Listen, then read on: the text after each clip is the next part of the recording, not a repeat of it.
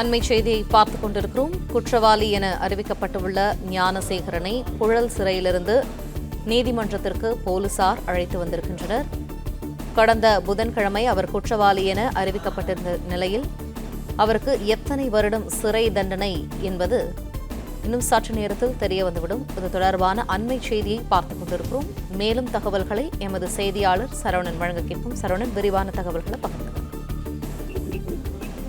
கடந்த ஆண்டு டிசம்பர் மாதம் 23ஆம் தேதி அண்ணா பல்கலைக்கழக வளாகத்துல இந்த பயின்று வந்த விடுதியில் தங்கி பயின்று வந்த இந்த மாணவிக்கு பாலியல் வன்கொடுமை நடந்ததாக புகார் அளிக்கப்பட்டது. அதன் அடிப்படையில கூற்றுப்புறம் போலீசார் வழக்கு பதிவு செய்து அடுத்த நாளே ஞானசேகரன் என்ற பிரியாணி கடை நடத்தி வரக்கூடிய ஒரு நபரை கைது செய்தார்கள். இந்த நபர் தான் அந்த அண்ணா பல்கலைக்கழக வளாகத்திற்குள் அத்துமீறி உள்ளே நுழைந்து மாணவி அவருடைய ஆண் நண்பருடன் பேசிக் கொண்டிருக்கும் பொழுது அவர்களுடைய அந்தரங்கத்தில் புகுந்து, அதாவது அவர்களை மறைந்திருந்து செல்போனில் வீடியோ எடுத்து அந்த நபரை விரட்டி விட்டு அதாவது மாணவியினுடைய ஆண் நண்பரை விரட்டி விட்டு அந்த மாணவியை அவர் மானபங்கம் செய்ததும் பிறகு பாலியல் வன்கொடுமை செய்ததாக புகாரின் அடிப்படையில 12 சட்டப்பிரிவுகளின் கீழே வழக்கு பதிவு செய்யப்பட்டது.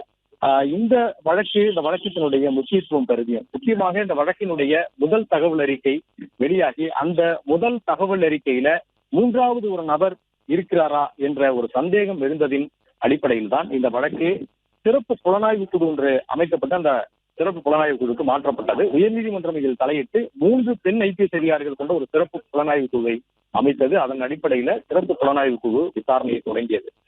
அடுத்தடுத்த நாட்களிலேயே இந்த வழக்கினுடைய தீவிரம் கருதி மிக தீவிரமாக இந்த வழக்கினுடைய ஆதாரங்களை திரட்டுவது, சாட்சியங்களை திரட்டுவது, குறிப்பாக டிஜிட்டல் ஆதாரங்கள், சிசிடிவி போன்றவற்றை திரட்டுவது, குறிப்பாக இந்த குற்றம் சாட்டப்பட்ட ஞானசேகரன் அன்றைய தினம் பயன்படுத்திய இந்த குற்ற செயலுக்கு பயன்படுத்திய அவருடைய செல்போனில் இருந்து ஆதாரங்களை அழித்ததுனால சைபர் ஆய்வகத்திற்கு அனுப்பி அந்த ஆதாரங்களை எல்லாம் திரட்டக்கூடிய பணியிலும் ஈடுபட்டார்கள். இதற்காக ஒரு சைபர் கிரைம் ஒரு யூனிட்டும் தனியாக இந்த சிறப்பு புலனாய்வு குழுக்கு உதவியாக அவர்களையும் இந்த விசாரணையில் இருந்தார்கள்.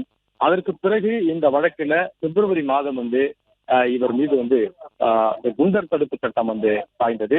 இதற்கு இடையில இந்த வழக்கினுடைய சாட்சியங்களாக கருதப்படும் 29 சாட்சியங்களிடம் தொடர்ந்து விசாரணையை நீதிமன்றத்திலிருந்து தொடங்கினார். அதுக்கு முன்னதாக சிறப்பு புலனாய்வு குழு இந்த வழக்கு மகளிர் நீதிமன்றத்திற்கு மாற்றப்படுவதற்கு முன்னதாக சைதாப்பேட்டை நீதிமன்றத்துல இந்த குற்றப்பத்திரிகையை தாக்கல் செய்தார்கள். இந்த குற்றப்பத்திரிகை தாக்கல் செய்த பிறகு இந்த வழக்கு மகளிர் நீதிமன்றத்திற்கு பிப்ரவரி மாதம் மாற்றப்பட்டு பிப்ரவரியினுடைய பிற்பகுதியில் இருந்து இந்த வழக்குல விசாரணை தொடங்கியது. குறிப்பாக சாட்சியங்களுடைய விசாரணை என்பது தொடங்கியது. ஒரு 5 மாத காலத்திற்குள்ள இந்த வழக்குல ஒரு இறுதிக்கட்டத்தை எட்டி கடந்த வாரம் இந்த வழக்கினுடைய தீர்ப்பும் வந்தது. மகளிர் நீதிமன்ற நீதிபதி ராஜலட்சுமி இந்த வழக்குல ஞானசேகரன் தான் குற்றவாளி என்ற தீர்ப்பை அறிவித்த நிலையில இன்றைய தினம் தண்டனை அறிவிக்கப்பட்டிருக்கிறது. இன்னும் சிறிது நேரத்துல நீதிபதி அறைக்கு வந்தவுடன் இந்த தண்டனை அறிவிப்புகள் குறித்த தகவல் வெளியாகும். பிளே ஸ்டோர் மற்றும் ஆப் ஸ்டோரில் இருந்து பாலிமர் செயலியை QR கோடு மூலம் பதிவிறக்கம் செய்யுங்கள். செய்திகளை உடனுக்குடன் பெறுங்கள்.